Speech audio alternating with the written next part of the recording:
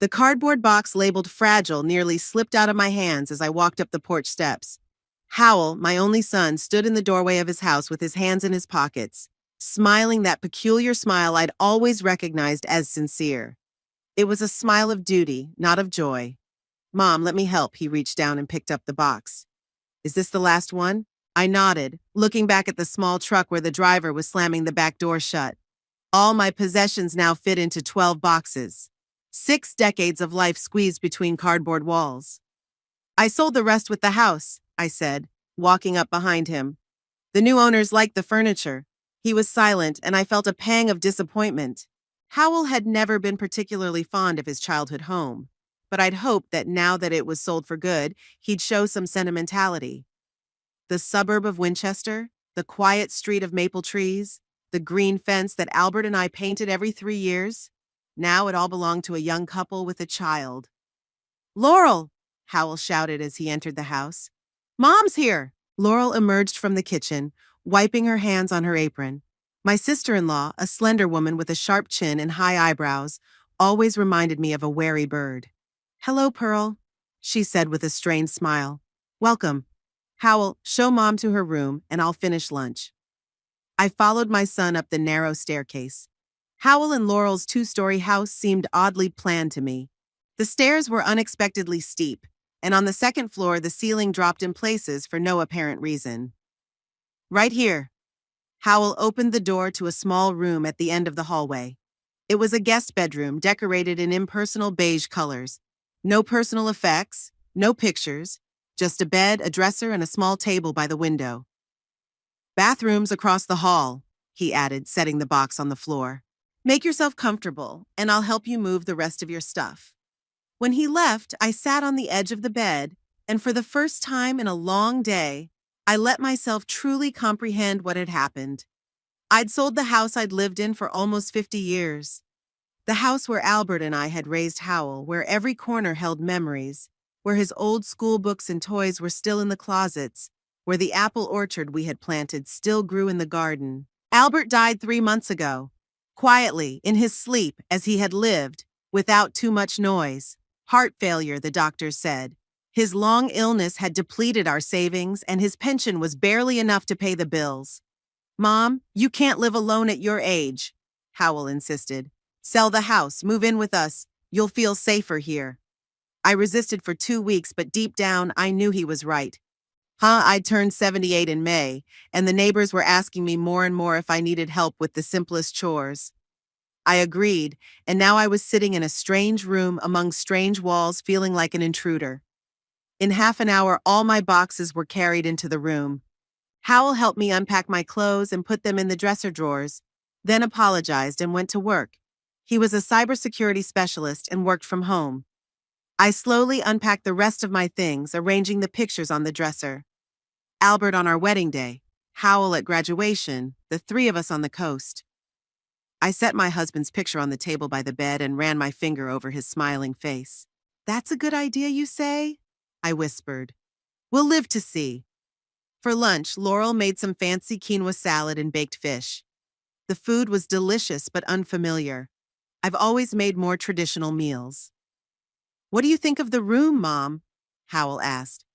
"It's very nice, thank you," I replied. "But it's a little unfamiliar. My old house had a bigger bedroom." "Well, we didn't build this house to accommodate additional tenants," Laurel said, daintily blotting her lips with her napkin. I saw Howell give her a quick glance, but he didn't say anything. "Of course I understand." I nodded.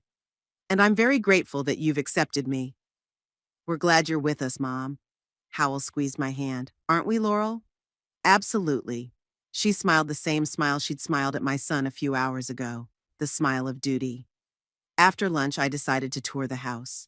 It was modern and stylish, but a few oddities caught my eye.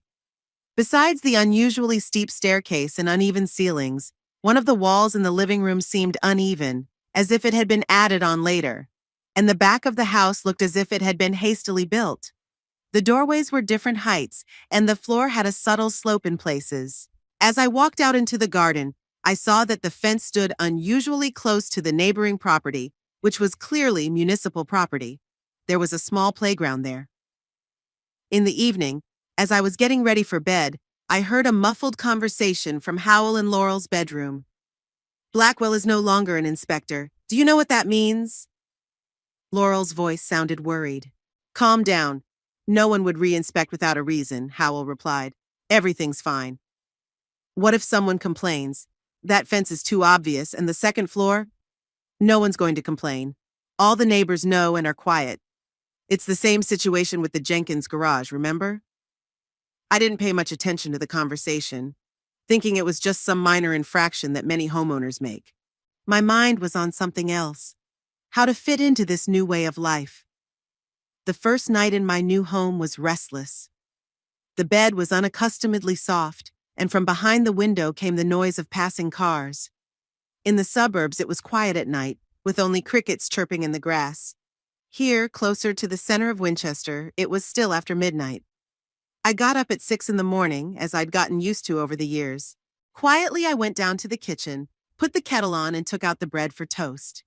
In the old kitchen, I could find everything with my eyes closed, but here I had to open every cabinet to find the simplest things. You're up already? Laurel's voice caught me off guard. She was standing in the kitchen doorway, wearing a silk robe and a sleepy face. Howell and I usually eat breakfast at 8.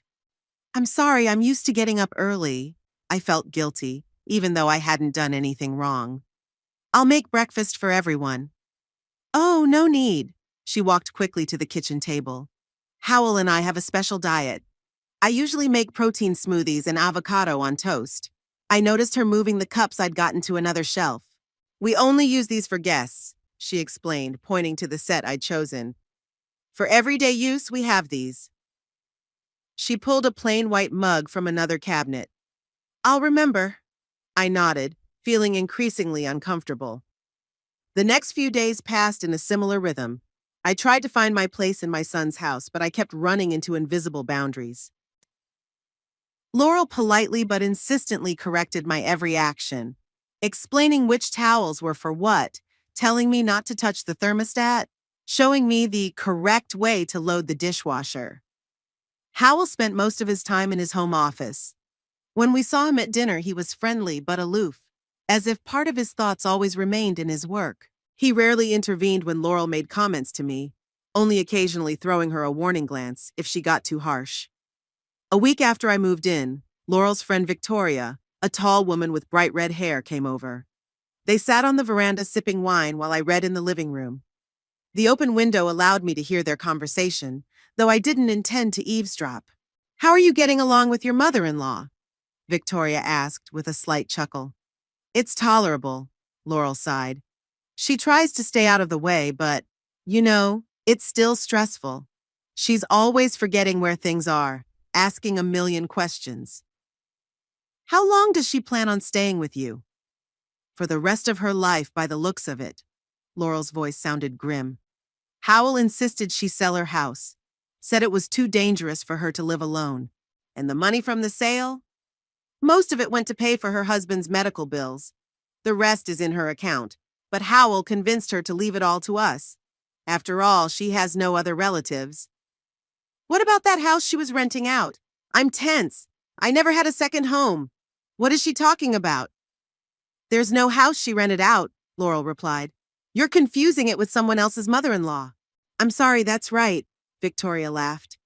It's Sarah's mother-in-law with the rental business. Well, at least you'll have a nice inheritance. If it makes up for having to put up with her habits and her old-fashioned views, Laurel lowered her voice. But I could still hear her. Can you believe she tried to teach me how to cook a roast yesterday? Me, who'd taken 3 cooking classes. They laughed, and I quietly closed the book and went up to my room. My heart was pounding, and there was a lump in my throat. So they're waiting for my inheritance. So I'm just a temporary inconvenience on their way to my money. I couldn't sleep for a long time that night, thinking of Albert. He always said Howell was a good boy, just a little aloof. I defended my son when he didn't show up for Christmas or forgot to call on our anniversary. He has his own life, his own family, I kept saying. Now, lying in the darkness of a stranger's house, I wondered, had he ever really been close to us? Had he ever loved us the way we loved him? In the morning, when I went down to the kitchen, I found that my favorite cereal had been moved to the top shelf. hard for me to reach.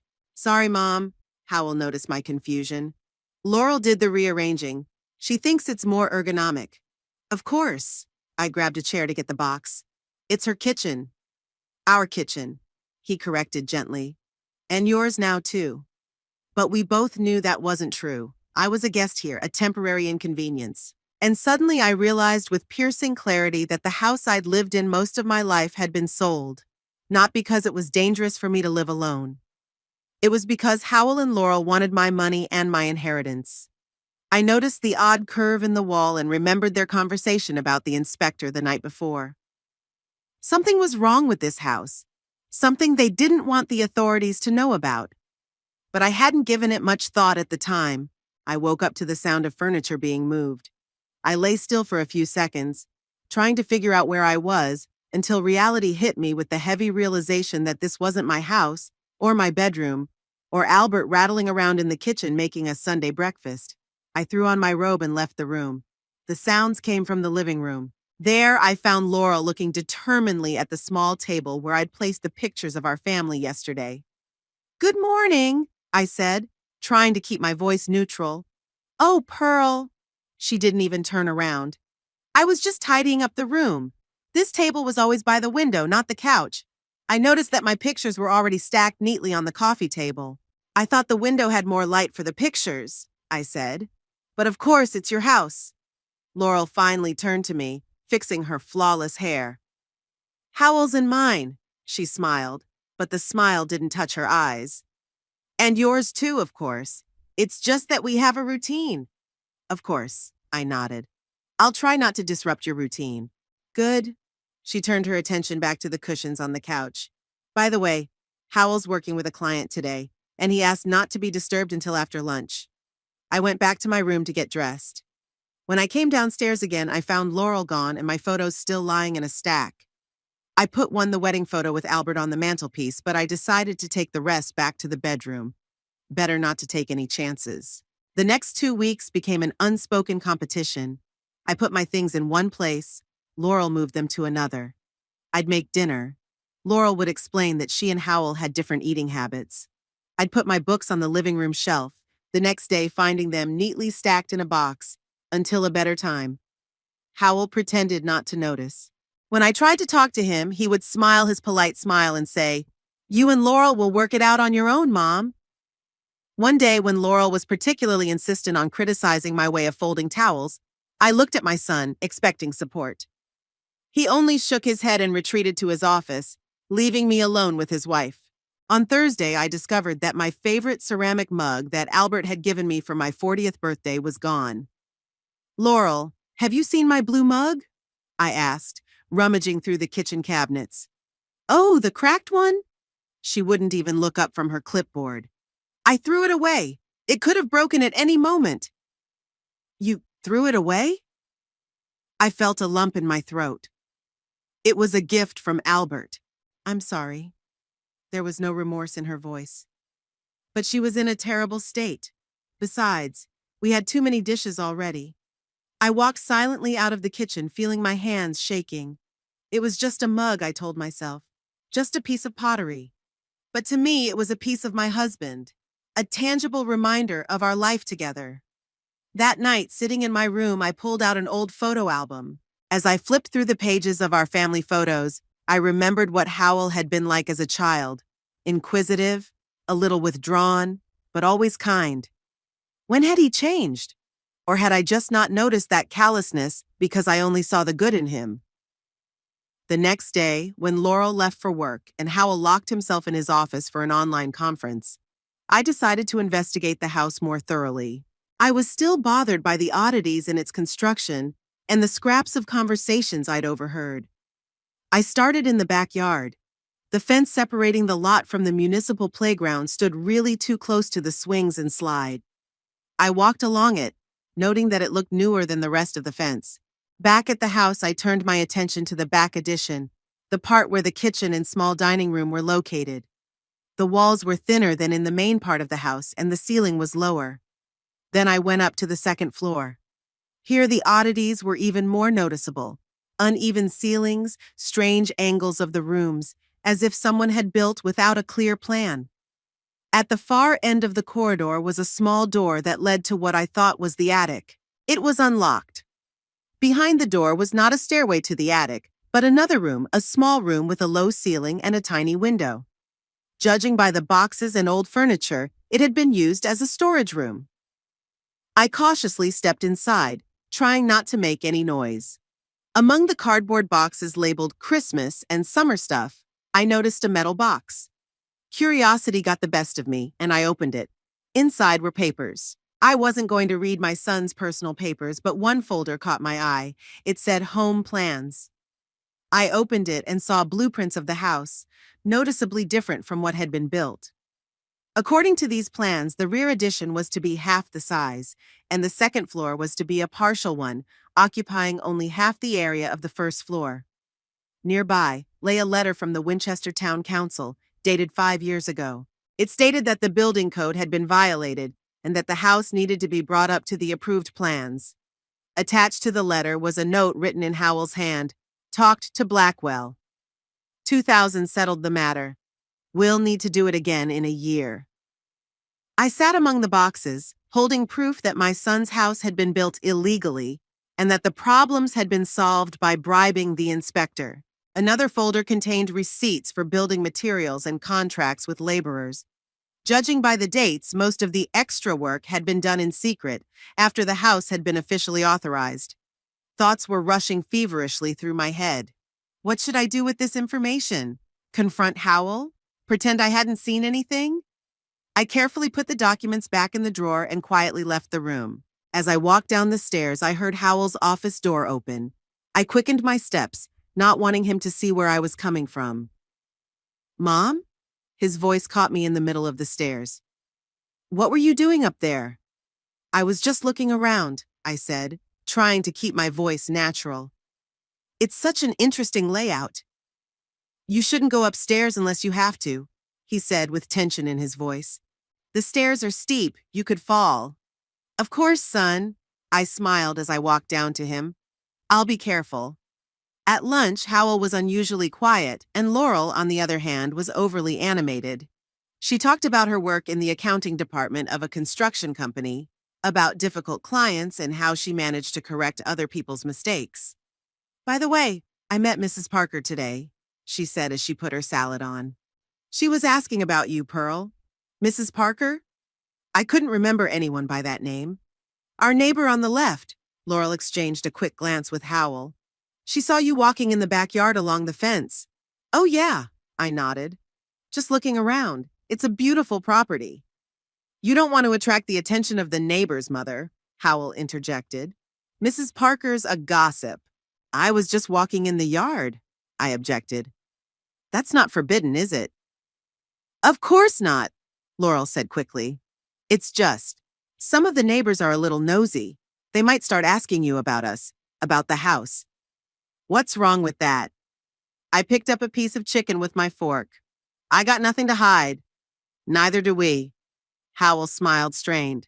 "I just don't want you to get dragged into the local squabbles." After dinner, as I was washing dishes, Laurel insisted the dishwasher was broken, even though it had worked fine that morning. I heard a muffled conversation from the living room. She suspected something. Laurel's voice sounded concerned. I saw her studying the fence. "Calm down," Howell replied. "She's just getting used to it, it's natural. What if she starts asking questions? Or, God forbid, decides to talk to the neighbors?" "She's my mother, not a spy." Howell sounded annoyed. "Let's not panic too soon." "Without Blackwell, we're vulnerable." Laurel lowered her voice, and I had to strain to hear. "A new inspector could show up at any moment, especially if there's a complaint." "No one's going to complain," Howell said confidently. "All the neighbors are in the same position. The Thompsons have a patio overlooking a public area. Garcia has a garage twice the size of what's allowed. No one benefits from opening this Pandora's box." Howell came into my room this evening. He looked embarrassed, which was rare. My son always exuded confidence. "Mom," he began, sitting down on the edge of my bed. "I wanted to apologize for our conversation today. Laurel and I didn't want you to feel restricted." "It's okay, son." I patted his arm. I realize you and Laurel are used to a certain routine. I try not to get in the way. You're not in the way, he mumbled. It's just that Laurel. She's a little nervous. She needs time to get used to your presence. 3 weeks isn't long enough? I couldn't contain my sarcasm. Mom, he sighed. Please try for my sake. I really want you and Laurel to get along. I'm trying, Howell, I replied. But I get the impression that Laurel doesn't want me living here. That's not true. He shook his head, but there was something in his eyes that made me doubt his words. Just give her time. The next morning, I found someone going through my things. The jewelry box was open, the photo albums were lying in the wrong order, and the file drawer had clearly been moved. I didn't say anything, but from that day on, I started locking the door of my room when I left it. On Saturday night, Laurel organized a small dinner for her colleagues. I was invited to join, which was unexpected. I wore my best dress and even did some light makeup. The guests, two married couples from Laurel's accounting department, were polite, but their interest in me quickly waned after a few formal questions about my life in Winchester. The conversation revolved around work, mutual acquaintances, and recent movies. I felt invisible. What do you think of this beautiful house? One of the women, Carol, asked, turning to me. Laurel said you'd recently moved from the suburbs. It's very original, I said, choosing my words. The layout of the second floor is particularly interesting. I saw Laurel tense up, and Howell gave me a warning look. Oh, yes, Laurel interjected quickly. We'd chosen an unconventional project. We wanted something special. Very special, I nodded. I've never seen such an unusual roof structure or uneven ceilings. It's a modern architectural technique. Laurel forced a smile. The deliberate asymmetry creates a sense of dynamic space. How interesting, I smiled back. Is the fence behind the house part of this avant-garde design? There was silence in the room. Howell coughed and hurried to change the subject, offering the guests dessert. The rest of the evening passed in a tense atmosphere. Laurel avoided looking in my direction, and Howell was exaggeratedly cheerful, as if trying to compensate for the awkwardness. When the guests left, Laurel turned to me abruptly. What was that about? What was what? I mimed a look of incomprehension. Don't pretend, her eyes narrowed. Those comments about the layout, the fence, were you trying to embarrass us? I was just making small talk, I replied. Did I say something wrong? Laurel, Mom, let's not, Howell interjected. It's been a wonderful evening. Let's not ruin it. No, Howell. Laurel crossed her arms over her chest. I want to know what your mother meant. I didn't mean anything, I said. But since you're asking, I do wonder about some of the features of your house. Like, why is the fence so close to the playground? Or why does the second floor look like it was added later? Or why do you get so nervous when it comes to Inspector Blackwell? Laurel's face turned white, and Howell froze with his glass in his hand. You've been going through our things, Laurel said quietly. You've been spying on us. No, I shook my head. I'm just observant. And I have good hearing. Mom. Howell set his glass on the table and walked over to me. I don't know what you heard or saw, but please, let's talk about this like adults. I nodded. I want to know the truth about your house. Howell and Laurel looked at each other. After a long pause, Howell sighed. Okay, yes, we have some deviations from the original design. When we started construction, we had one financially, but then things changed. We couldn't afford a house as big as we had originally planned. So instead of downsizing the project, you decided to cheat, I finished for him. We expanded the house after we got all the permits, Howell said. It's common practice, Mom. A lot of people do it. You took a piece of municipal land, I shook my head, and you built a second floor that wasn't in the original plan, and then you bribed the inspector to turn a blind eye. Don't talk like we're criminals, Laurel was outraged. We just wanted a house we could afford. If we'd done things by the book, we'd have had to pay a lot more in taxes and fees. And now you're afraid the new inspector will find violations, I shook my head. That's why you're so nervous about the neighbors and me walking around the yard. Look, Mom, Howell sat down next to me. It's a complicated situation. If the violations are discovered, we could face a huge fine, maybe even a demolition order on part of the house. We can't afford that. What do you want me to do? I asked. Do you want me to pretend I don't know anything? Yes, Laurel answered bluntly. And that you don't draw attention to our house. No talking to the neighbors, no asking questions of strangers. I looked at both of them. My son and his wife had lived a lie, building their home on deceit, and now they were asking me to be complicit. I'm not going to complain to anyone, if that's what you mean, I said finally. But I'm not going to participate in this deception either. Thank you, Mom. Howell exhaled with relief. We appreciate your understanding. I couldn't sleep for a long time that night. The son I'd raised, the man I'd always been proud of, was capable of cheating for material gain. He had been bribing and breaking the law for years and apparently had no remorse. What else didn't I know about him? What else was he hiding from me? And most importantly, could I trust him in other matters? Like when he assured me that he was happy for me to move in with them, or when he told me that it was dangerous for me to live alone. The next day, the atmosphere in the house became even more tense. Laurel barely spoke to me, and Howell was unusually attentive, as if trying to compensate for his wife's coldness. He even offered to go to a movie together, something he hadn't done since I'd moved in. Thanks, son, but I'm not in the mood, I declined. Mom. He sat down next to me on the couch.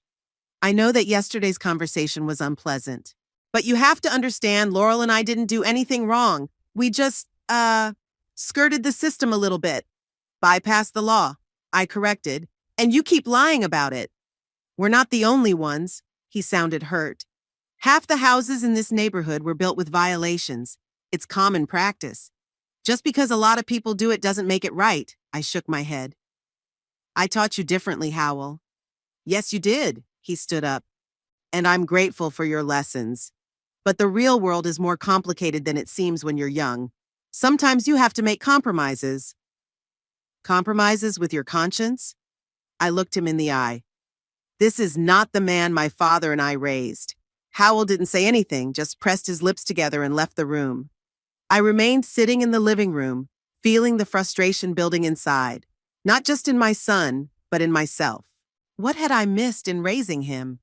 At what point had he decided that deception was an acceptable path to success? That evening, after a dinner that passed in oppressive silence, I heard Howell and Laurel arguing again in their bedroom. She's judging us. Laurel's voice sounded strained. Your mother thinks she's better than us. She's just old school, Howell replied. Everything is black or white to her. And what if she does decide to report it, out of principle or revenge? Mom wouldn't do that, Howell said confidently. I'm her son. She would never hurt me. Are you sure? After she went through our things and made a scene in front of the guests? She didn't make a scene, Howell said, irritation in his voice. And she didn't go through it on purpose. She stumbled across some documents. In a secret room, in a locked drawer, Laurel said sarcastically. A very convenient coincidence. I stepped quietly away from the door. I didn't want to hear any more of their conversation, but I knew one thing for sure now. Laurel didn't trust me and saw me as a threat, and Howell. Howell was torn between loyalty to his wife and a sense of duty to his mother. Back in my room, I sat at the window looking out at the dark street. Illegal house, illegal fence, bribing the inspector. What had my son's life become, and why did I only find out about it now? The atmosphere in the house was getting more tense by the day. After Laurel found out that I knew about the irregularities in the construction of their house, she almost stopped talking to me, limiting herself to short phrases as needed. Howell tried to smooth things over, but I could see that he too had grown wary of me, as if I were a time bomb that could explode at any moment. One morning at breakfast, Laurel announced, This Friday, my parents and my sister and her husband are coming to visit. They're staying for the weekend. That's nice, I said, buttering my toast. I haven't seen them in a while. In fact, I'd only met Laurel's parents twice at the wedding and at Albert's funeral. They were polite but aloof, just like their daughter. Yes, it's going to be fun. Howell forced out a smile that didn't touch his eyes. We need to cook something special. I tried to be helpful. Maybe I'll bake my apple pie. Your father loved it. Not necessary, Laurel said quickly. My mom's allergic to cinnamon. I'll make it myself. I can help clean up, I offered. I'll call a cleaning service, Laurel said. They'll be here on Thursday. I nodded, feeling like I was being methodically excluded from any preparations, like an unwanted guest. It was true, though. I was never welcome in this house. On Friday, the house was filled with activity. The cleaning service had scrubbed everything to a shine. Laurel had decorated the living room with fresh flowers, and Howell had arranged the wine bottles in a special sequence. I tried to stay out of the way, spending most of my time in my room. Toward evening, I heard the noise of a car pulling up and went downstairs. There were already suitcases in the hallway, and Laurel was hugging a short woman, her mother, Mrs. Prescott. Nearby, her father, a tall man with a military bearing, was shaking hands with Howell. A little farther away stood Laurel's sister. I remembered her name was Diana, and her husband, whose name I couldn't remember. "There was Pearl!" Howell exclaimed with exaggerated enthusiasm. "Do you remember my mother?" "Of course I do," nodded Mr. Prescott. "How are you, Pearl?" "Not bad, thank you," I smiled. "It's good to see you all." Mrs. Prescott came over and hugged me lightly. "My condolences about your husband," she said. "We couldn't make it to the funeral. We were out of the country." "Thank you," I replied. "It was hard." "Well," Laurel stepped in, "let's show you to your rooms. Mom, Dad, you'll be in the guest bedroom. Diane and Jeff, we've got Howell's office ready for you. There's a sofa bed." I helped carry some of the bags upstairs, feeling Mrs. Prescott's appraising gaze on me. Once the guests were settled and downstairs, Laurel invited everyone to the table. The dinner was spectacular. Laurel had outdone herself with a roast duck, several elaborate side dishes, and a dessert that looked like it had been created by a professional pastry chef. I felt a prick of envy. My simple home cooking had never been so exquisite. The conversation around the table revolved around news of the Prescott family, their recent trip to Europe, and Diane's success with her law firm. I was mostly silent, occasionally inserting a polite comment. No one was particularly interested in my opinions or my life. Pearl, how are you doing in Winchester?" Diana finally asked, as if she'd remembered I existed. "It's a big change from the suburbs, isn't it?" "Yes, definitely," I nodded. "It's much busier here. But Howell and Laurel's house is very interesting." "Interesting?" I noticed Laurel tense up and Howell took a big sip of wine. "Oh yes," Mr. Prescott said. "It's an unusual layout. How much did you pay for it, Howell?" "Not as much as we could have." He grinned nervously. "We got lucky with the contractor." "And the inspector, I guess," I muttered quietly enough for only Howell, who was sitting next to me, to hear. He gave me a warning glance but didn't say anything. After dinner, everyone went into the living room for coffee and dessert. The conversation flowed casually, but I felt like an outsider in this family circle. Laurel and her sister were exchanging jokes that only they could understand. The parents were proudly talking about their daughter's accomplishments, and Howell was careful to maintain his image of the perfect son-in-law. I was an extra in the picture. "By the way," Howell said as the clock struck almost 11 p.m., "we have a little problem with the accommodations." Everyone turned to look at him, including me. "The thing is," he looked at me with an apologetic smile, "Jeff suffers from a severe dust allergy, and my office, as it turns out, has an old couch that—" "Oh my God, yes," Diane interjected. "Jeff was already itching. We're not going to be able to sleep there." "I thought maybe Mom wouldn't mind sleeping in the garage." Howell said it like he was asking me to take a walk in the park. "I've already set up a place to sleep. It's only for a couple nights." I froze, not believing my ears. A garage? He's offering me, his 78-year-old mother, to sleep in the garage to free up my room for his wife's sister? "The garage?" I asked, thinking I'd misheard. "Yeah, I put a cot in there and a heater," Howell smiled. "It's quite comfortable." Laurel laughed out loud, as if he'd said something incredibly witty. "Oh, Howell, your mom won't sleep in the garage." She turned to me. "Pearl, he's just kidding." I exhaled with relief, but then Laurel continued. "Sure, we'll make your bed in the laundry room. It's warmer there." She laughed again, and Diana and Jeff joined her. Howell let out a chuckle, but I could see the embarrassment in his eyes. "Yeah," I started, but Howell interrupted me. "Mom, I actually have a place for you in the garage. Believe me, it's a good place to spend the night. I checked it out myself." "You're suggesting I sleep in the garage?" I still couldn't believe what was happening. "It's only for 2 nights." Laurel interjected. Diane and Jeff are leaving Sunday afternoon. Why don't they stay at a hotel? I asked bluntly. There are several good hotels in Winchester. Don't be silly, Mrs. Prescott snorted. Why pay for a hotel when you can stay with the family? Exactly, Laurel said. Family has to stick together. I looked at Howell, expecting him to rise to my defense, to say that his elderly mother couldn't sleep in the garage. But he remained silent, avoiding my gaze. Okay, I finally said, feeling a hot wave of humiliation rising inside. I'll sleep in the garage. That's great, Laurel glowed. Howell, show Mom her apartment.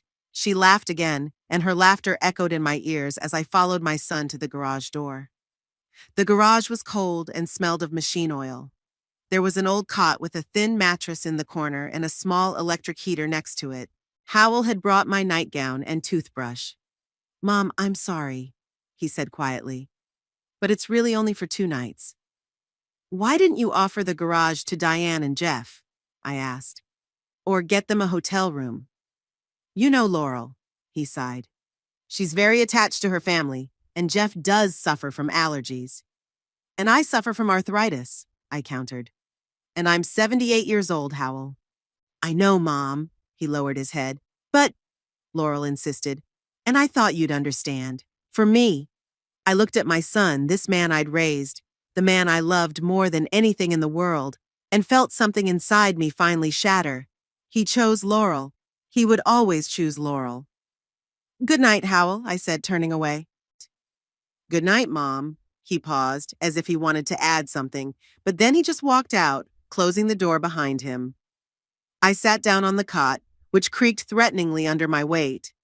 The heater was barely keeping up with the cold of the garage. I wrapped myself in the thin blanket Howell had brought and tried not to think about how low I'd fallen in my son's eyes. It had been a terrible night. The cot was uncomfortable, the garage was cold despite the heater, and my mind was spinning, keeping me awake. I remembered holding Howell in my arms when he was a baby, teaching him to read. How proud I was of his first successes in school. Where had I gone wrong? At what point did I lose my son? I woke up this morning a wreck. Every bone ached, my neck was stiff, and my mood was worse than ever. I quietly entered the house, hoping to slip into the bathroom, but the whole family was already in the kitchen. Oh, Mom, Howell smiled at me. How did you sleep? Great, I lied. The garage is so atmospheric. Laurel snorted, covering her mouth with her hand. See, I told you Pearl would understand, she said, turning to her parents. She's so understanding. Mr. Prescott nodded politely, but I could see some embarrassment in his eyes. Maybe not everyone in this family liked the way the old woman was treated. The afternoon was spent touring the city and eating at restaurants. I declined to join in, citing fatigue. No one particularly insisted. In the evening, when everyone returned, I was again forced to head to the garage. This time, Howell didn't even walk me out, just said, I added another blanket, Mom. Good night. The second night was no better than the first. The cold and the uncomfortable bed had added to the heartache. I lay in the dark, listening to the muffled laughter from the house and felt completely alone.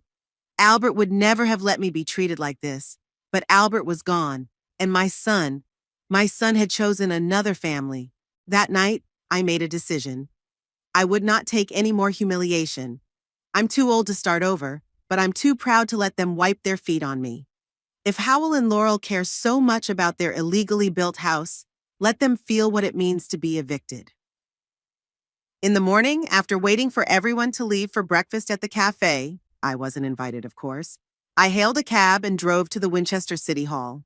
The town hall building was old but well preserved, with columns at the entrance and flags over the door. I walked up to the information desk, where a young woman with the name tag Samantha smiled at me welcomingly. What can I do for you? She asked. I'd like to file a complaint about illegal construction, I said firmly. Sure, she handed me a form. Fill out this form. You'll need to provide an address and describe the violations you've noticed. I took the form and sat down at one of the tables. My hands trembled slightly as I typed out the address of Howell and Laurel's house. I detailed everything I knew. The illegal addition, the taking of municipal land, the unauthorized construction of the second floor. I mentioned the bribes to former Inspector Blackwell. When I returned the completed form, Samantha looked it over carefully. These are serious allegations, Mrs. Thatcher, she said, especially concerning Inspector Blackwell. He was indeed fired recently, and rumor has it that bribes were the reason. I understand the seriousness of what I'm saying. I nodded. And I'm willing to cooperate with the investigating authorities. Good. She put the form aside in a special folder. Your complaint will be reviewed as soon as possible. The process usually takes 1 to 2 weeks. We will contact you at the phone number provided.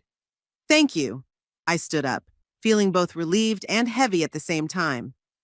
I had just betrayed my own son. But hadn't he betrayed me first? When I returned to the house, I found the Prescott family already packing. Laurel announced that they had decided to leave today instead of tomorrow to avoid Sunday traffic. So you can go back to your room today, she said with fake concern. Wouldn't that be nice? I just nodded, not trusting my voice. A storm of emotions raged inside me. Bitter, resentment, determination, and a strange, almost gloating anticipation. The house was quiet after the guests left. Laurel cleaned up, Howell went to his office, and I returned to my room, which felt like paradise after 2 nights in the garage. I took a shower, washing away not only the physical grime, but as if the mental heaviness of the last few days. 10 days had passed. Howell and Laurel seemed to have forgotten about the garage incident, though I hadn't forgotten or forgiven. I acted the same as usual, but things had changed inside of me. I was no longer trying to please Laurel, no longer striving to earn my son's approval. I just waited. On the 11th day, the bell rang. Howell and Laurel were at work, so I answered the phone. Mrs. Thatcher? It was a man's voice. This is Robert Kingsley from the Municipal Building Inspection Department.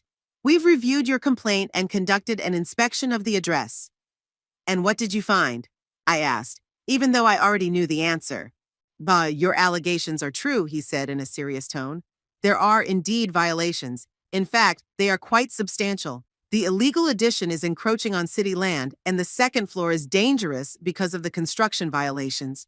What happens now? My voice sounded calmer than I felt. We have prepared an order to immediately cease operation of the illegal additions and prepare for their demolition. The residents will have to temporarily leave the house during the work. An administrative fine will also be imposed. I understood. I nodded, though he couldn't see me. When will the order be ready? It's already ready, Kingsley answered. 1 copy has been mailed, but since you are the applicant and live at the address, I can give you a copy in person. It would be quicker. Yes, that would be good, I agreed. 2 hours later, Mr. Kingsley, a tall man in a smart suit, handed me an official envelope stamped with the Winchester Municipality seal. Inside was an order detailing all the violations and requiring me to vacate the house within 7 days to begin demolition work on the illegal additions. I thanked the inspector and placed the envelope on the dining room table when he left. Then I sat in a chair in the living room and waited for Howell and Laurel to return.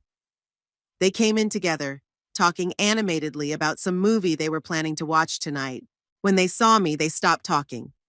Mom, is something wrong? Howell asked, noticing my unusually solemn expression. There's a letter on the table for you, I said in a steady voice. It's from the municipality. Laurel froze, her face pale. Howell walked slowly to the table and picked up the envelope. I could see his hands trembling as he opened it. What's in it? Laurel walked over to him, peering over his shoulder. Howell ran his eyes over the document, and his face changed. Shock, disbelief, horror, all these emotions alternated. This is an eviction order, he said in a hoarse voice. They found violations. They say we have to vacate the house to demolish the illegal additions. What? Laurel snatched the paper out of his hands. How is that possible? How did they find out? Who? She stopped talking, slowly looking up at me. Her eyes flashed with understanding, then rage. You, she hissed. You're the one who told them. I stood up calmly from my chair. Yes, I said simply. I did. Mom? Howell looked at me in disbelief. You, betrayed us? Betrayed us? I shook my head. No, Howell, you're the one who betrayed me when you sent your 78-year-old mother to sleep in the garage to please your wife. That was only for 2 nights. he exclaimed. And now you've destroyed our home. I didn't destroy your house, I objected. You destroyed it when you decided to build it on lies and deceit. All I did was restore justice. Laurel burst into tears, sliding into a chair. You have no idea what you've done, she sobbed. We won't be able to pay the fine, let alone rebuild the house. I'm sorry, I said, and it was partly true. I was really sorry it had come to this. But maybe now you'll understand what it's like to be evicted from your own home. Howell looked at me like he was seeing me for the first time in his life. I never thought you were capable of such cruelty, he said quietly. What would my father say if he saw what you'd become? It was a low blow, but I kept my composure.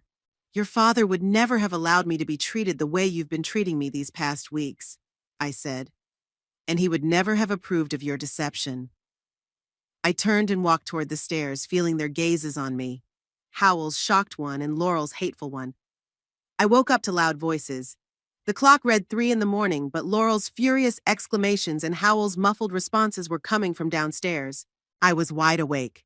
I sat up on the bed, listening. She should withdraw the complaint, Laurel shouted. It's the only way out. You think I didn't try to convince her? Howell's voice sounded tired. She's adamant. Then make her. It's your mother, damn it. What do you suggest? Threaten her? She's an old woman, Laurel. An old woman who ruined our lives. Laurel's voice was hysterical. We're gonna lose the house, Howell. Do you understand? The house. I sighed softly. We hadn't spoken much since the injunction yesterday. Howell had tried twice to convince me to withdraw the complaint, but I refused. Now apparently they were devising a new plan.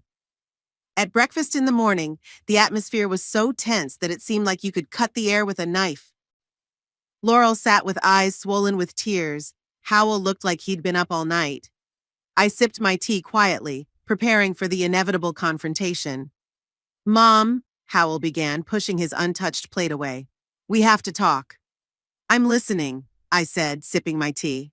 What you did, it's terrible. He looked me straight in the eye.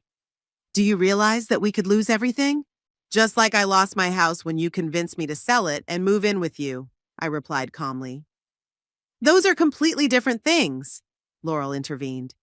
We invited you to live with us. We took care of you. Cared? I raised an eyebrow. You made me sleep in the garage, Laurel, at my age with my arthritis, and you laughed about it. It was temporary. She splashed her hands. Just for 2 nights. And now, because of your vindictiveness, we could be homeless. You won't be homeless, I argued. Only the illegal additions will be demolished. What you had the right to build will remain. That's half the house, Laurel screamed. We can't live in what's left. Then you'll have to move, I shrugged. Maybe into the garage? Laurel gasped in indignation, and Howell shook his head. Mom, I never thought you were capable of such cruelty, he said quietly. You punish us disproportionately to our guilt. You evicted me to the garage. I'm evicting you from an illegal house, I replied. Seems fair to me. Fair? Laurel jumped up. You ruined our lives over some grudge. You're so selfish. Laurel, Howell said warningly, but she didn't stop. Do you know why we didn't want you to live with us? She leaned across the table toward me. Because you've always been a cold, demanding mother. Howell told me how you controlled his every move, how you were never satisfied with his accomplishments. But we accepted you anyway because that's what family does. I looked at Howell, expecting him to refute his wife's words, but he remained silent, his eyes downcast. That silence hurt more than Laurel's accusations. I see, I said slowly, rising from the table. Well, if I'm such a terrible mother, it must be easier for you to live without me. I'll move out tonight. Where will you go? Howell finally looked up. You have no other place to live. I'll manage, I replied. After all, I'd lived 78 years solving my own problems. I went up to my room and started packing. My hands were shaking slightly, but I didn't let myself give in to my emotions. I pulled out my cell phone and dialed the number of Margaret Wilson, an old friend of mine with whom we'd spoken occasionally since I'd moved into the Howell house. Margaret? It's Pearl. I'm sorry to bother you, but, I need your help. An hour later, I was loading my boxes into a cab. Howell came out on the porch, watching me pack with an unreadable expression.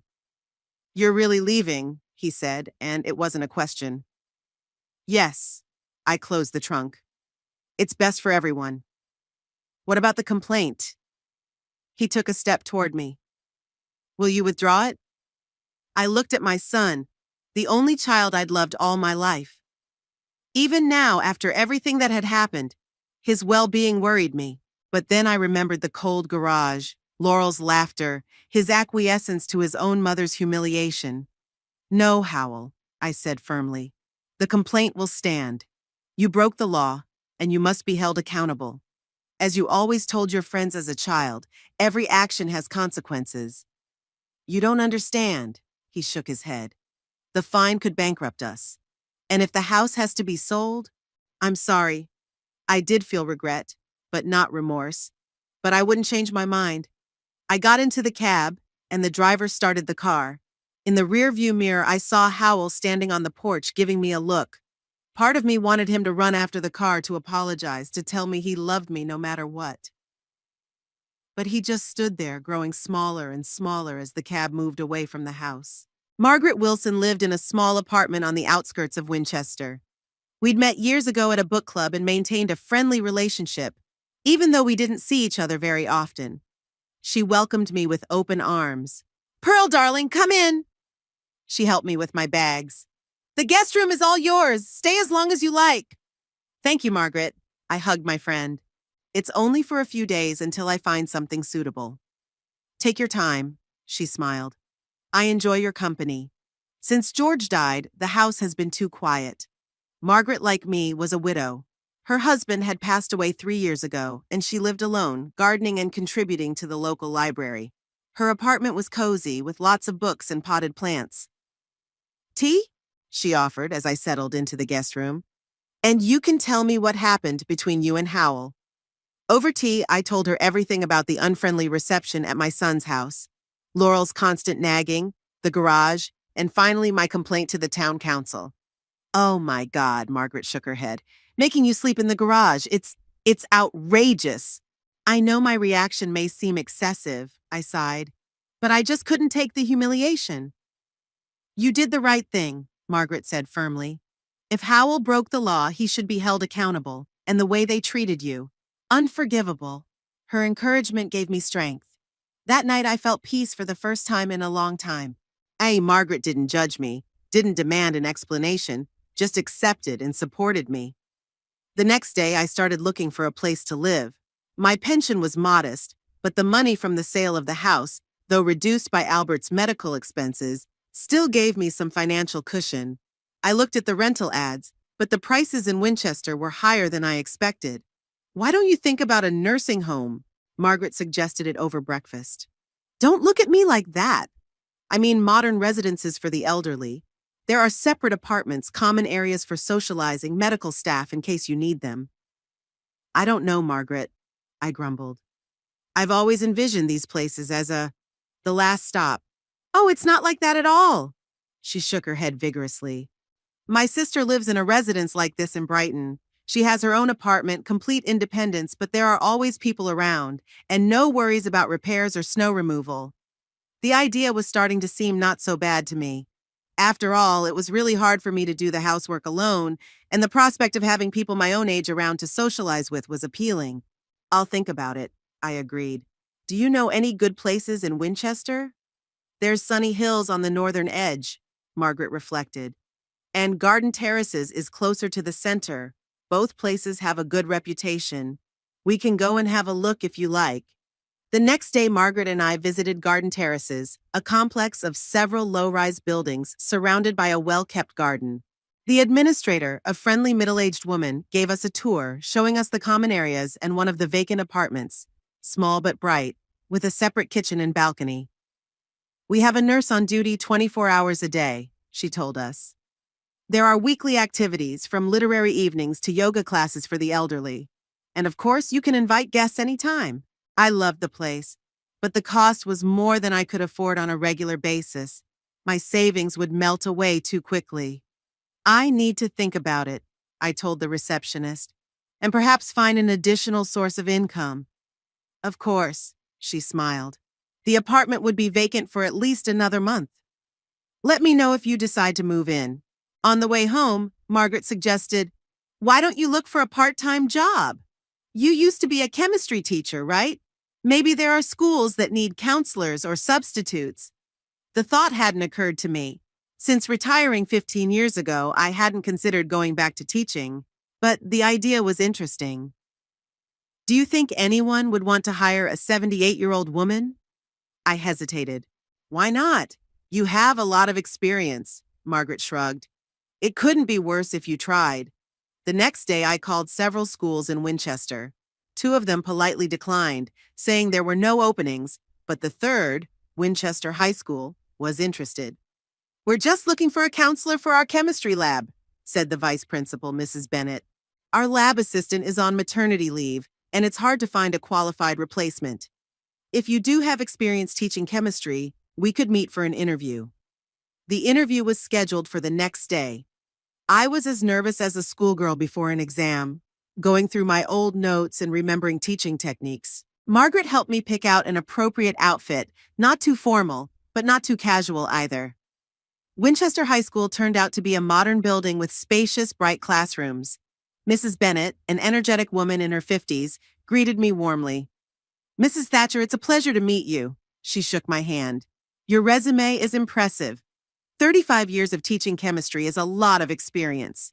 The interview went better than I expected. We discussed modern teaching techniques, lab safety, and my experience working with teenagers. I talked about my approach to teaching, about how important it is to get kids interested in the subject, not just make them memorize formulas. You know, Mrs. Thatcher, Mrs. Bennett said at the end of the conversation, I think you're just the person we need. It's a part-time position, 3 days a week, 4 hours. You'll help the chemistry teachers prepare lab work, keep safety in mind, and occasionally give extra tutoring to students who are falling behind. How does that sound? Sounds great, I smiled, feeling a sudden rush of enthusiasm. When can I start? If you're happy with the pay, you can start next week. She handed me the contract. Read it, think about it, and let me know. I returned to Margaret with the happy news. The salary on offer, though not huge, combined with my pension, allowed me to consider Garden Terraces more seriously. See? Margaret put her arm around me. I told you your experience would be valuable. That evening, I got a call from Howell. When I saw his number on the phone screen, I hesitated before answering. Mom? His voice sounded tense. How are you? I'm fine, I answered guardedly. How are you? Not so good, he sighed. Laurel and I were at the municipality. We tried to appeal the decision, but, unsuccessful. The inspector said the violations were too serious to be retroactively legalized.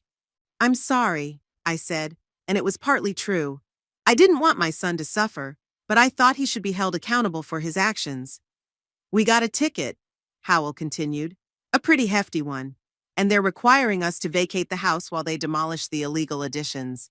Laurel and I, we don't know what to do. You could sell the house, I suggested.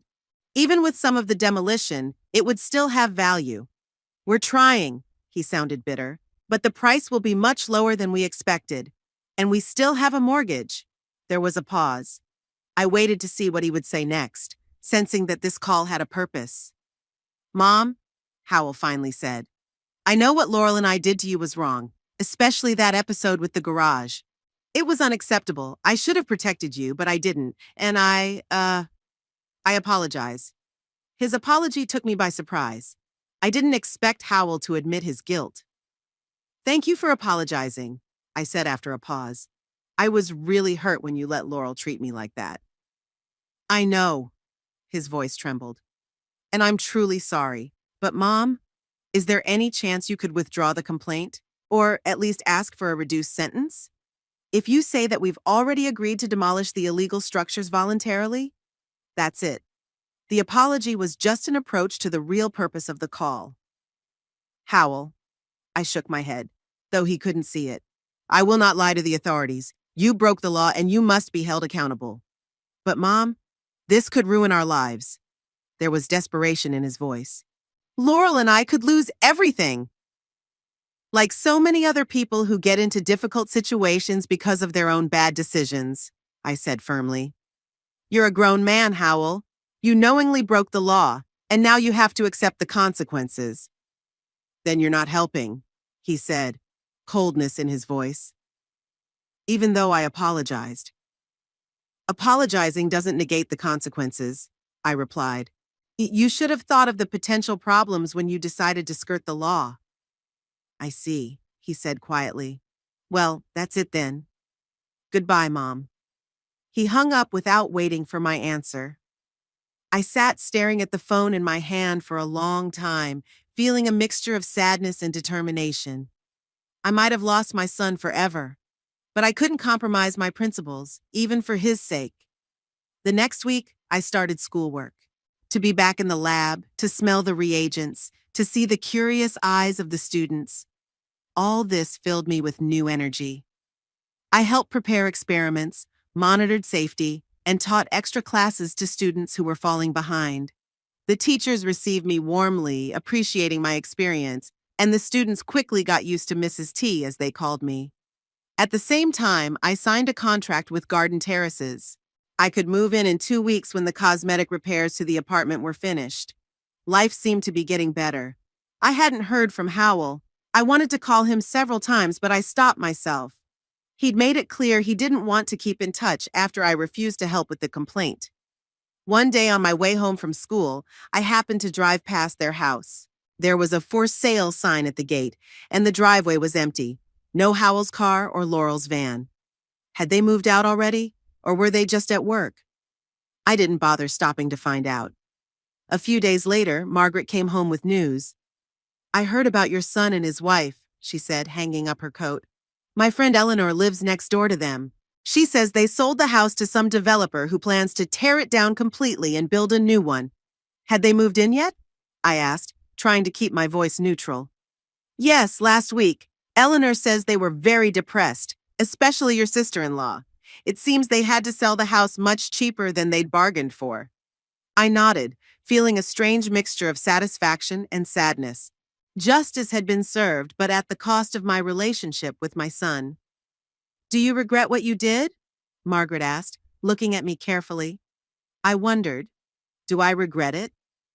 Because of my complaint, Howell and Laurel had lost their home, were facing financial difficulties, and perhaps their marriage was now in crisis. But they'd created this situation themselves with their bad decisions and their attitude toward me. No, I finally answered. I have no regrets. They did wrong, both with the house and with me. I was just doing them justice.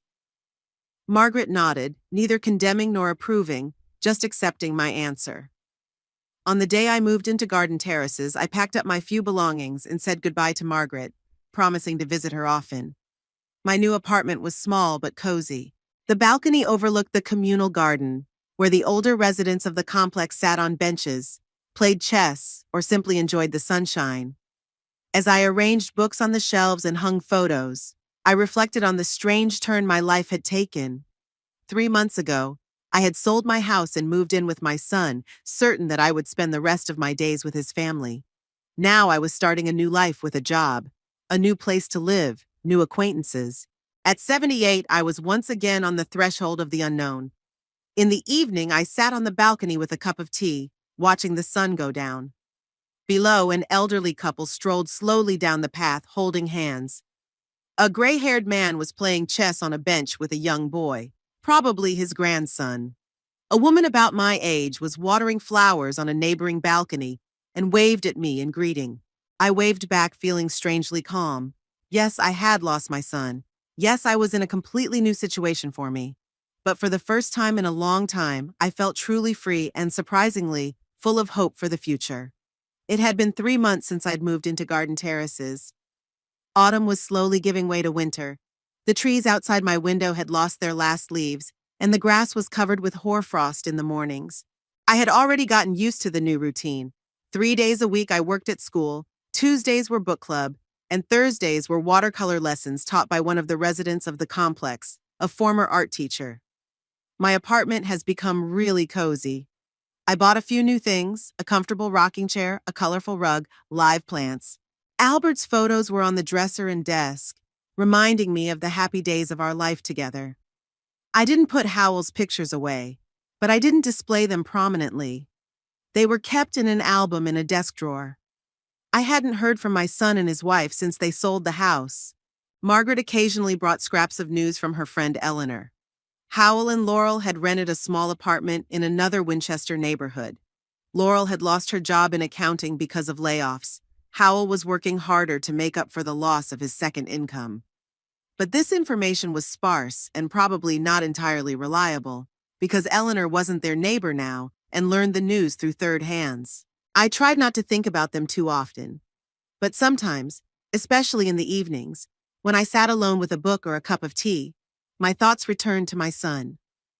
I wondered if he would ever forgive me, if I would ever see him again. At such moments, doubts crept up on me. Had I done the right thing? Had I been too cruel?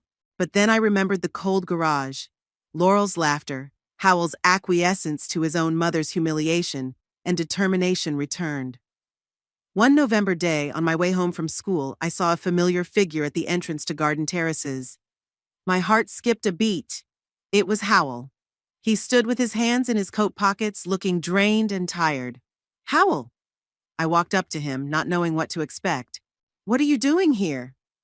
He looked up and I saw a mixture of emotions in his eyes: anger, fatigue, something akin to regret. "Hi, Mom." His voice sounded strained. "Yeah, I wanted to see how you were settling in." "Come on in." I opened the door to the entryway. My apartment's on the second floor. We walked upstairs in silence. I could feel the tension building between us with each step. Howell looked around, noting the cozy common areas, the neat hallways, the potted flowers on the windowsills. "It's nice here," he finally said as we entered my apartment. "It looks comfortable." "Yes, I like it here." I went into the kitchen. "Tea?" He sat down at the small dining table, still looking around. "Are you working?" he asked, noticing the stack of notebooks on the table. "At school as a counselor in the chemistry lab," I answered, putting the kettle on. 3 days a week. I like being around kids again." "And they let you work at your age?" He sounded surprised. "Imagine," I grinned. 78 years old is no reason to write a person off. I'm still useful." Howell nodded, accepting the cup of tea I held out to him. He took a sip, then set the cup down and looked me straight in the eye. "Why did you do it, Mom?" he asked quietly. "Do you know what we've been through because of your complaint?" I sat down across from him, gathering my thoughts. "I did it because you and Laurel showed me what I meant to you," I answered calmly. "You sent me to sleep in the garage, Howell. Your wife laughed at me, and you kept quiet. It was only for 2 nights." He shook his head. "And you ruined our life." "It wasn't me and my complaining that ruined your life," I countered. "It was your own decisions. You knowingly broke the law, knowingly bribed the inspector. You lived in a house built on lies and deceit. Sooner or later, it would have come out anyway." "You don't understand," Howell sighed. "Everybody does it. Half the houses in that neighborhood aren't built properly. It's just that neighbors don't report each other." "They don't," I nodded. "Because neighbors respect each other. Did you and Laurel respect me? When you evicted her to the garage to make room for her sister? When Laurel moved my things, mocked my habits, threw away the mug Albert had given me?" Howell was silent, staring into his cup. I could see his cheekbones set, the way he always did when he disagreed but couldn't find an argument. "Laurel and I broke up," he finally said, looking up. 2 weeks ago." The statement caught me off guard. I'd expected anything but that. "I'm sorry," I said automatically, not knowing what else to say. "Really?" He grinned bitterly. "You never liked Laurel. You should be glad." "You're my son, Howell." I shook my head. "I'll never be happy about your failures, even if I don't approve of your choices." He stared at me for a long moment, as if trying to see if I was sincere. "It started after we sold the house," he said finally. "Laurel. She couldn't handle the situation. Blamed me for not being able to convince you to withdraw your complaint. Said I was weak, that a real man would have been able to protect his family." He paused, and then she lost her job, and it got worse. Constant arguments, recriminations. Finally, she packed up and moved back in with her parents. "I'm really sorry," I repeated. And this time I really felt sorry. Not for my actions, but for the pain my son was feeling. You know what the ironic thing is? Howell looked up at me with tired eyes. When all this started, I realized for the first time how you felt. What it's like when someone close to you doesn't stand up for you, silently lets others humiliate you. He stopped talking. I didn't protect you from Laurel, and she didn't protect me from her parents when they called me a failure and a disgrace to the family. His confession touched me. For the first time in a long time, I felt like my son truly understood my feelings. I'm not here to apologize, Howell continued after a pause. I know I don't deserve it. I just wanted to see you. Make sure you're okay. I'm fine, I nodded. More than okay. I have a job I like, new friends, a cozy place to live. At my age, a lot of people would dream of a life like this. You've always been strong. The corners of his lips lifted a little in a semblance of a smile. Stronger than me? Not stronger, I countered. Just with a clearer sense of right and wrong. Your father always said that's where you and I differ. For me, the world is black and white. For you, it's full of shades of gray. Dad was right, Howell nodded. He was right about a lot of things. We sat there for a while talking about neutral topics, about my schoolwork, about his new projects.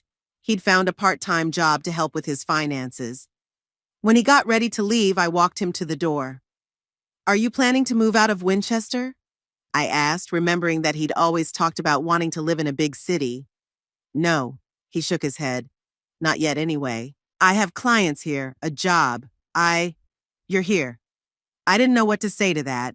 We stood in the doorway, staring at each other, separated by months of hurt and misunderstanding, but still bound by the unbreakable ties of blood. I could, come again sometime? Howell asked uncertainly. Maybe next month? Sure, I nodded. I'd be glad to. He made a movement like he wanted to hug me, but he stopped. I didn't make a move toward him either. We weren't ready for this yet. Maybe someday, but not now. Goodbye, Mom, he said, turning toward the stairs. Goodbye, Howell, I said, watching him go down. After he left, I sat at the window for a long time, thinking about our conversation. Some part of me wanted things to be different, to be close to my son and me again. But another part of me realized that too much had happened between us, and some wounds don't heal quickly, if at all. The next day was Tuesday, book club day. I made apple pie for the tea party after the discussion and headed to the garden terrace common living room. My new friends were already gathered there. Eleanor, a former librarian with a sharp wit and wry sense of humor. Herbert, a retired literature professor who always found in books what eluded the rest of us. Doris, a former nurse whose comments were always practical and specific, and several other people I'd met over the months. Here was Pearl with her famous apple pie, Eleanor exclaimed as I entered. Just in time. We were just about to begin. We were discussing George Eliot's Middlemarch, and the discussion was lively. Herbert insisted that Dorothea Brooke was the epitome of female naivety, Eleanor argued vehemently, and I offered my interpretation based on the historical context of the era. The 2 hours flew by, and as we moved on to tea, I felt that special pleasure that comes from intellectual conversations with equals. Pearl, you seem thoughtful today, Doris said, sitting down with a cup of tea.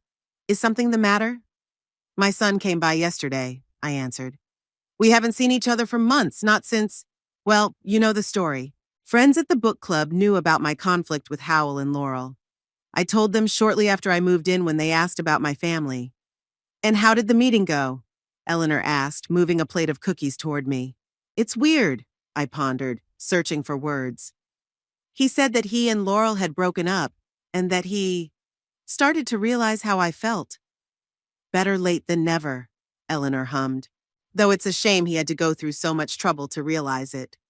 Sometimes only our own experience can teach us empathy, Herbert said thoughtfully. Do you plan to rebuild the relationship? I don't know, I answered honestly. He is my son, and I will always love him, but there's so much distrust, resentment. I'm not sure we can go back to the way things were. Maybe we don't have to go back to the old relationship, Doris said. Maybe we should build a new one. You've changed over the months, Pearl. More confident, more independent. And he seems to have changed too. Maybe you both need to reacquaint yourselves with each other. What she said made me wonder, had I really changed? Looking back, I could see how much my life had transformed in the last 6 months. From a submissive widow, willing to endure humiliation for a roof over her head, to an independent woman building her life on her own terms. Maybe Doris is right, and Howell and I do need a fresh start. After book club, I went back to my apartment and decided to do a little gardening. Each resident of Garden Terrace had a small plot to cultivate to their liking. I chose herbs and flowers. Rosemary, thyme, lavender, calendula. Gardening has always calmed me, allowed me to put my thoughts in order. As I dug in the soil, I noticed Sylvia, a new resident, who had moved in only a week ago, approaching me. She was in her 70s, a widow like most of us, but unlike many of us, she retained a keen interest in life and a sharp mind. "It's a beautiful garden, Pearl," she said, stopping beside me. "I've always wanted to grow herbs, but never had the time to learn how." "It's not that hard," I smiled. "If you want, I can show you the basics. Rosemary and thyme are pretty unpretentious." "I'd love to," Sylvia brightened up. "Maybe tomorrow? I'll bring tea and cookies." "Okay." I nodded, feeling a warm feeling inside. Another friendship, another connection in my new life. That evening, getting ready for bed, I caught my reflection in the mirror. Wrinkles, gray hair, hands covered in age spots. But my eyes had changed. There was a sparkle in them that hadn't been there before, a confidence I'd lost since Albert's death. I turned 79 in May, and for the first time in a long time, I felt truly alive. I had a job that brought not only money, but fulfillment. I had friends with whom I could discuss books, share thoughts, just enjoy each other's company. I had my own home, albeit small but cozy, and most importantly, my own, where no one moved my things or criticized my habits. I didn't know what the future would bring. Would my relationship with Howell be restored, or would this crack prove too deep?